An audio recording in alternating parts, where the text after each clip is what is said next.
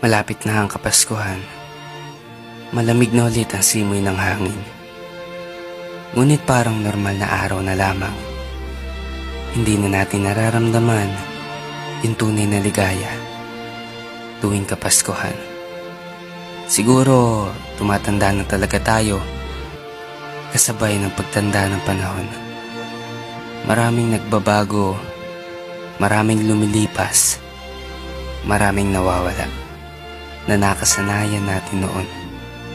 Sa panahon ngayon, sapat na siguro yung kasama natin ng bawat pamilya. Kailan kaya ulit mararamdaman yung totoong ligaya tuwing Pasko? I'm